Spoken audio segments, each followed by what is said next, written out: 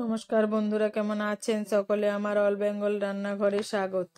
অন্যান্য দিনের মতো আজকে আপনাদের জন্য নিয়ে চলে এসেছি এক অসাধারণ রেসিপি, আটার মোমো ও নতুন এক ধরনের চাটনি। একবার বানালে বাড়ির সকলে বারবার বানাতে বলবে এই মোমো। যেমন খেতে ভালো, তেমনি যারা স্বাস্থ্য সচেতন ও ময়দা থাকে বলে মোমো খেতে চান না, তারাও পেট ভরে খাবেন। আর আমার ছেলের বায়না মেটানোর জন্য আমি দুটো বড় বড় মোমো বানিয়েছি, থালা ভরে গেছে। মোমো বানানোর জন্য আমি নিয়ে নিয়েছি এখানে কিছুটা আটা, লবণ, স্বাদ মতো 1 চামচ তেল দিয়ে একটা মিডিয়াম ডো বানিয়েছি। কিছুক্ষণ ঢাকা দিয়ে রেখে দেব। পুরের জন্য আমি এখানে ধনেপাতা কুচিয়ে নেব, ফুলকপি টুকরো করে কেটে রাখবো, কিছুটা গাজর কেটে রাখবো টুকরো করে, কিছুটা বিট কেটে রাখবো, আর দুটো পেঁয়াজ কেটে রাখবো।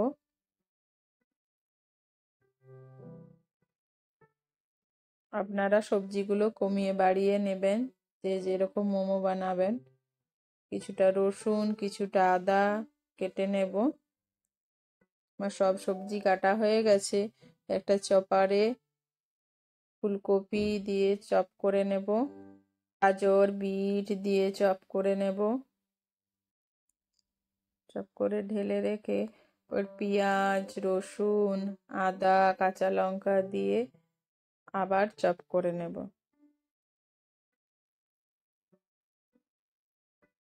কড়াইয়ে সর্ষের তেল দিয়ে গোটা জিরে ফোড়নে দিয়ে সব সবজি দিয়ে দেব। কিছুক্ষণ নাড়াচাড়া করে ভেজে নেব।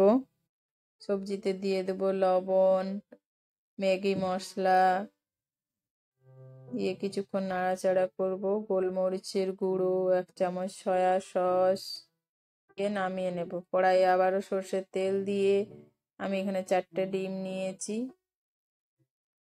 ডিম ভালোভাবে ভেজে নেব।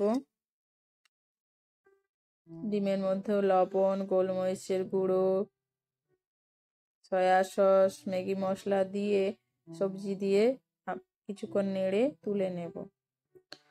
এখানে চাটনি বানানোর জন্য আমি 2টো টমেটো নিয়েছি। টমেটোর ভিতরে রসুনগুলো ভরে পুড়িয়ে নেব।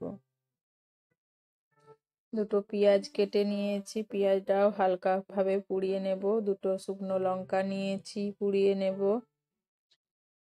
তুলে রেখে টমেটোর খোসা ছাড়িয়ে সব একসাথে একটা পেস্ট বানাবো। কড়াইয়ে সর্ষের তেল দিয়ে গোটা জিরে ফোড়নে দিয়ে সেই পেস্ট ঢেলে দেব। একটু জল দেব।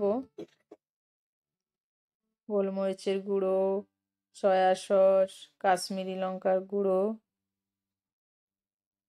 ও কিছুটা চিনি দিয়ে নামিয়ে নেব। একটা ডেকচি বসিয়ে জল দিয়ে একটা ফুটোযুক্ত বাটি নিয়ে তাতে তেল মাখিয়ে রাখবো জল গরম হওয়া পর্যন্ত। ততক্ষণে আমি বেলে নেব, পুর দিয়ে মোমো বানিয়ে নেব। আমি এখানে 2টো বড় বড় মোমো বানিয়েছিলাম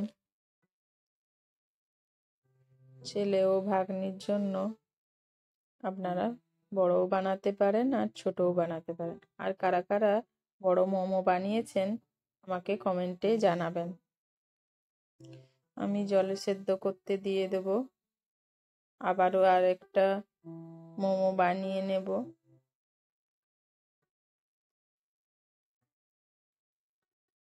এটাও সেদ্ধ করে নেব। সেদ্ধ হয়ে গেছে আমার মোমো, তুলে নেব। আরো কিছু কিছু ছোট মোমো বানিয়েছিলাম আমি। আর এই এগ দিয়ে আটার মোমো খেতে খুব ভালো লাগে। আপনারা বাড়িতে বানিয়ে খাবেন। বাচ্চারা বায়না করলেও সহজেই বানিয়ে দিতে পারবেন ঘরে থাকা উপকরণ দিয়ে।